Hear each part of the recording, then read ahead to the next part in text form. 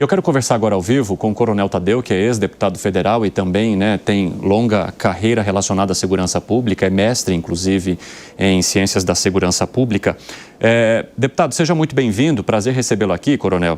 E eu gostaria de te perguntar, principalmente sobre informações que se tem agora sobre a atuação dessas facções criminosas no Rio de Janeiro e em outras partes do país, e o quanto, inclusive, a pandemia colaborou para que a gestão dessas facções fosse feita, inclusive, à distância. Então, no Rio de Janeiro, hoje, essas comunidades que são tomadas pelo Comando Vermelho servem muitas vezes para receber esses criminosos que vêm de outras partes do país, exatamente porque ali eles conseguem se proteger de maneira mais eficaz de operações que seriam espalhadas e, inclusive, comandar com maior segurança e organização os braços dessas facções em outras partes do país. Diante disso, a gente pensa, não tem como falar sem ser um projeto de segurança pública em que haja colaboração de todos os entes envolvidos. Porque é como se houvesse uma administração à distância, como se fossem franquias distribuídas pelo país. E eu quero saber do senhor como é que o senhor avalia a situação que a gente enfrenta agora no Brasil e a maneira como as autoridades públicas estão olhando para isso. Muito bem. Boa tarde, Evandro. Boa tarde, Alain. Boa tarde, Piperno. Boa tarde, Zé Maria. Prazer estar com vocês aqui. Você tocou num aspecto muito importante. Esse seria o mundo ideal para a segurança pública, que todas as instituições trabalhassem em conjunto, principalmente quando vai se fazer uma operação dessa de vulto. Isso é o que eu sempre sonhei nos meus 30 anos de polícia militar. Que essas instituições se conversassem e cada uma cooperando naquilo que pode, para que a operação seja feita e que não tenha um resultado tão danoso como esse. Se eu não me engano, aqui chegou a informação para mim que foram mais de 60 pessoas que foram mortas e mais de 100 feridas. Tudo bem, é um resultado previsível para uma operação dessa envergadura. É claro que isso, de repente, poderia até ser minimizado, claro, sem dúvida nenhuma. Mas vamos lembrar que a ação do Estado, ela precisa ser feita. Eu acredito que o governador deve ter tomado essa decisão, porque a situação provavelmente no complexo da Penha e no complexo do Alemão, acredito eu, tenha se tornado insuportável. Porque não achem vocês que o tráfico ele traz tranquilidade e paz para uma comunidade dessa. Não é isso, não. Eles vivem o tempo todo com a faca no pescoço, vivem o tempo todo atemorizados pelo que o tráfico realiza dentro da comunidade. Não é uma vida fácil. E chega uma hora que o Estado, acredito eu, resolve então fazer alguma coisa, porque vamos aqui colocar os pingos nos is mesmo, de verdade. O Estado, primeiro, ele abandona, larga a mão, se omite, não quer saber de combater o tráfico, deixa eles à vontade, fazendo o que eles querem. E depois acaba tendo que tomar essa atitude muito drástica. Né? Infelizmente, essa é a verdade. Essa letargia, essa omissão, essa lentidão, essa apatia do Estado faz com que o crime tome conta mesmo. E chega uma hora que você tem que dar uma resposta, ela tem que ser muito mais dura se o Estado estivesse constantemente ocupando e fazendo o seu papel como Estado dentro de uma comunidade como essa. E chega num resultado grave como esse. Um outro detalhe que eu gostaria de comentar é que o bandido, ele enfrenta a polícia. Essas mortes não são por acaso, não. Deve ter havido um enfrentamento, deve ter havido a ousadia do bandido em querer peitar os órgãos policiais, a polícia militar ou a polícia civil, e aí o resultado morte é inevitável. Tanto é que tivemos morte dos dois lados. Claro que do lado da polícia, graças a Deus, né, nós tivemos, infelizmente, 2 mortes até onde eu tenho conhecimento. É uma pena, não deveria ter morrido nenhum. Mas o aparato policial é muito mais preparado para um confronto como esse. Agora, Coronel, tem uma questão, até aproveitando essa camada final do que o senhor estava dizendo, sobre a atuação das polícias e das forças. Agora há pouco o Rodrigo Viga trouxe uma análise muito interessante, que é o fato de as forças nacionais sequer estarem preparadas para entrar nesse buraco da segurança pública que é o Rio de Janeiro. E até comparando com outras operações que foram feitas no país, como aqui no estado de São Paulo, em que você tem operações que focam mais nas questões administrativas, mas menos no embate, no tiroteio. Como é que o senhor avalia, então, a situação específica do Rio de Janeiro? E o senhor entende que, sim, o governo federal, ao longo dos últimos anos, e a Força Nacional se distanciaram dessa realidade, deixaram de compreender que o problema ali é muito mais embaixo? Sim, eu concordo com você, né? Eu acredito que a Força Nacional não deve ter o preparo para um enfrentamento tão forte como esse. Apesar de serem policiais que foram treinados nos seus estados, né? Que a Força Nacional é um conglomerado de policiais do Brasil inteiro. Apesar de haver a experiência de cada policial que compõe a Força Nacional, mas é exigido um preparo um pouco diferenciado, digamos assim, um preparo de tropas especiais mesmo. E subir um morro, enfrentar um combate dentro de uma comunidade, não é algo como combater numa área urbana, por exemplo. É completamente diferente. Você não sabe de onde veio um tiro. Então você precisa ser treinado o tempo todo para se proteger e treinado o tempo todo para atacar. Né? E às vezes em grupo, você precisa estar fazendo esse deslocamento tático, né, de uma forma muito bem treinada. E não é só a Força Nacional também. Quando se fala em convocar as Forças Armadas para ajudar, nós estamos falando em convocar quem? Soldados conscritos com 18, 19 anos que malemar aprenderam a atirar com um fuzil dentro de um quartel? Também não é assim que se faz, não. Até o Exército, até as Forças Armadas, a Aeronáutica, a Marinha, né, precisam ser treinados. Eu acredito que eles devam ter uma tropa um pouco mais preparada, o Exército, a tropa de infantaria, quem sabe a Aeronáutica também uma tropa de infantaria, e a Marinha, os fuzileiros navais, quem sabe possa ser recomendado a fazer esse tipo de ação, que é muito similar a uma guerra mesmo. O cenário aí é muito próximo de uma guerra, e até em reportagens que eu li sobre o que está acontecendo hoje, né, mostra, fazendo algumas comparações entre a guerra da Ucrânia, que está em franco desenvolvimento ainda, infelizmente.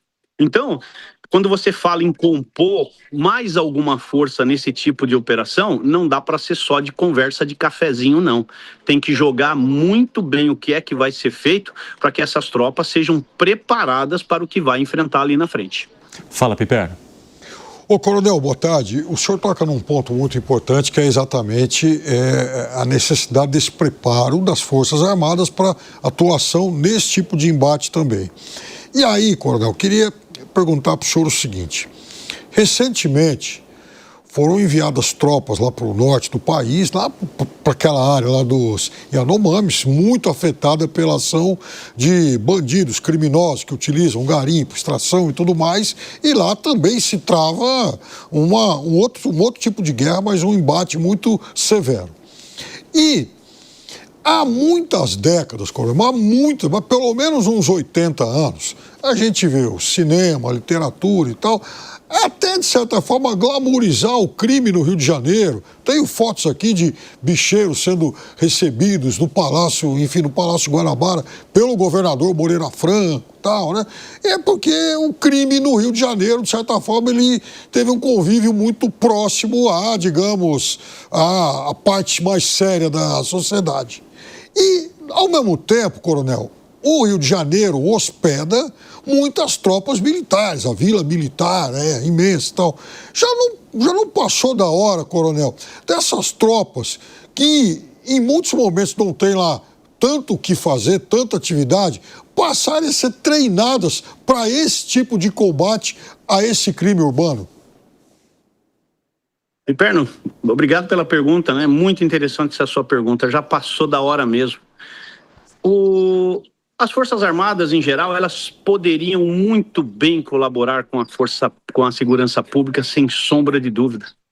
Basta investimento, basta vontade e, principalmente, a vontade política. Muitas vezes esbarra em orçamento, muitas vezes esbarra na vontade política. O governador de um partido vai querer ajudar o governador de outro partido? Não. Um presidente vai querer ajudar um adversário político? Também não. Então, esses senões políticos, às vezes atrapalham, porque eu vou assim meio que escancarar e falar assim de uma forma bem debochada. Acho que o presidente do PT vai querer ajudar um governador do PL? Ele vai querer mais é que o governador do PL se lasque aí com essa situação toda, que responda por essa operação. Para que eu vou comprometer? Então, o interesse político, ele se sobressai nesse momento acima acima de um interesse público. Nós temos lá 2 comunidades hoje passando sufoco, né? Passando por um sofrimento desnecessário, quando se houvesse uma cooperação política e uma cooperação operacional, isso poderia estar sendo desenvolvido de uma forma completamente diferente.